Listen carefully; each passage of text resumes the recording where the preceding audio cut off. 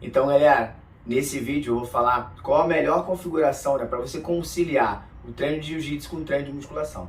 É uma dúvida, uma pergunta que me fazem muito. Outro dia até postei sobre isso no carrossel no Instagram, lá no meu Instagram.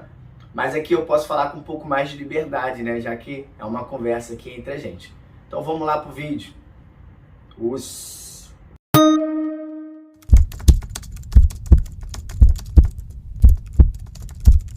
Então, galera, como conciliar? Primeira coisa que você precisa entender, tá? Que o seu corpo vai se adaptar a qualquer coisa que você faça. Isso é muito interessante a gente entender, porque vão ter pessoas que vão conseguir se adaptar com maior facilidade e outras com um pouco mais de dificuldade. Porém, vai se adaptar. Se você faz jiu-jitsu antes ou depois da musculação, o seu corpo vai se adaptar a isso. Porém, existe uma configuração melhor? Claro que existe. Então, a primeira delas, que é o mundo ideal, assim, Lúcio, qual é o mundo ideal para isso? É você fazer um dos treinos pela manhã e o outro treino à noite. Essa seria a configuração ideal. Então, se a pessoa tem tempo, se ela pode fazer isso, esse é o ideal. Por quê? Porque você vai fazer um treino, depois você vai se alimentar, você vai descansar, você vai se hidratar para você poder, mais tarde, quando você for fazer o outro treino, você tá com o corpo com a energia acumulada, com a musculatura descansada. Então, esse seria o mundo ideal. Porém, posso dizer que essa não é a realidade esmagadora aí das pessoas. A maioria das pessoas que eu monto o treino, fazem os treinos um colado no outro ali. E aí existem algumas formas da gente poder amenizar um pouquinho essa situação para que o corpo consiga absorver o melhor do treinamento. E quando eu falo isso, abre aspas aqui, isso é muito importante, tá? Por quê? Porque quando a gente propõe um treino para o aluno, falo propor, é quando a gente prescreve ali, quando a gente monta o treino para o aluno, a ideia é o organismo dele entender o que está acontecendo e melhorar, né, da melhor forma possível, na maior, vou botar assim, na maior proporção possível do treinamento que você está colocando para ele. Porque se o seu corpo não se adaptar, não adianta ter um treino ótimo se o corpo da pessoa não está entendendo. Na tua cabeça é ótimo, mas o corpo do teu aluno não está entendendo, ou o seu corpo não está entendendo. Então, de nada adianta aquele treinamento. Então, qual seria aí uma configuração legal? Entre um treino, tá? E o outro, ter um espaçozinho de pelo menos ali, sei lá, uns meia hora, 40 minutos, que você possa ingerir alguma alimentação, você pegar um carboidrato, alguma coisa ali, um gel, algo de rápida absorção que não vai pesar no seu organismo, e se hidratar, ou de repente vir até em forma de líquido mesmo, que existe já. Você pode ingerir esse carboidrato e sais minerais através de líquido, ou outro suplemento que for adequado para você. Lúcio, qual é o suplemento adequado nesse sentido? Aí não é minha parte, eu sou formado em educação física, nutrição. O ideal é você procurar essa informação com um nutricionista, que cada caso é um caso. Vai ter pessoas que vão precisar de um suplemento X, vai ter pessoas que de suplemento Y, tem gente que não consegue se alimentar antes, tem gente que consegue, e aí o nutricionista, dependendo do almoço que a pessoa teve, das limitações alimentares, das intolerâncias, que é o meu caso, eu tenho várias intolerâncias alimentares. Então, cada caso é um caso, tá? Então não vou entrar nessa parte. Mas precisa aí de um olhar clínico aí de um nutricionista, porque isso vai potencializar os seus resultados com certeza. Então, ter um treino, um espaço, né? Um intervalozinho e outro treino, mesmo que esse intervalo seja curto, mas dá tempo pelo menos de você se hidratar, perfeito, ótimo, tá? Agora, Lúcio, e qual dos dois deveria vir primeiro? Lúcio, tá? Eu aconselho sempre, na medida do possível, né, o aluno colocar o jiu-jitsu primeiro e depois a musculação. Por quê? Quando eu coloco a musculação primeiro, tá? A musculação, ela é local. Então, vamos lá, você malhou, sei lá, muito peitoral, e você controla o peso que você está colocando ali, a intensidade, a carga, né? Quando você vai para a luta, você não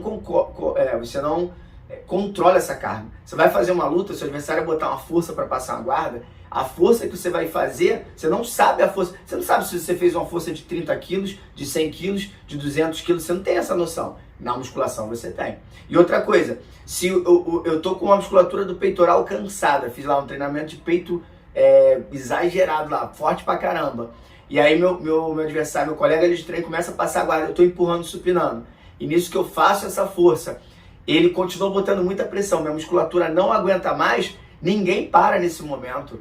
Ninguém para nesse momento. Quem treina sabe, não tem como parar. Você vai continuar brigando. E aí o que acontece? O risco de lesão é muito alto. Beleza? Agora, se for o contrário, como no jiu-jitsu eu desgasto o máximo que eu posso, treinando ali, né, eu não tenho esse controle de força, controle ideal, né, controle mesmo exato de força, eu vou treinar. Quando eu for para musculação depois, eu sei o quanto que eu tô cansado, sabe? Vamos supor que você pegue 30 quilos no supino, aí você colocou 30, cansou demais, era para fazer, sei lá, 10 repetições, na sexta tu morreu, você guarda o peso. É você que faz esse controle. E aí, claro, você, poxa, o treino está proposto para 10, né? Eu só fico 6, hoje eu vou diminuir. Consegue entender como que a musculação vindo depois, o controle que você tem, ele é muito maior sobre a carga. E com isso, o risco de lesão é muito menor? Ah, Lúcio, mas eu pegava 100 quilos e nesse eu tô pegando só, sei lá, 50 quilos. Mas essa não é a questão. O peso que você está colocando ali não é questão do treino, ok? Lembrando, a gente não tem outra opção. A gente só tem essa opção. Então o peso ele não vai ser a questão determinante. Qual é a questão determinante para o rendimento, Lúcio? O estresse. Qual é o estresse que a tua musculatura está sentindo? Se ela está sentindo o estresse que o professor queria, qual era o estresse? Para ficar entre 10 repetições, de repente lá 10 e 12, e você está colocando um peso ali que você está chegando nesse estresse, você está morrendo em 10 e 12, ótimo. O estresse é compatível com o que o seu professor pensou, beleza? Isso é muito importante você ter essa consciência. Então, qual é o ideal? Treinar de manhã e de noite. Lúcio, não posso. O que eu posso fazer? O meu treino é muito perto. Deixar pelo menos um espaçozinho entre um treino e outro para você, no mínimo, hidratar, né? Ah, Lúcio, beleza, eu consigo. E eu consigo fazer a musculação depois do jiu-jitsu. Excelente. Jiu-jitsu primeiro, musculação depois. Agora, Lúcio, eu não consigo. Eu só consigo fazer musculação antes porque o meu jiu-jitsu, sei lá, já é 10 horas da noite. O que a gente faz?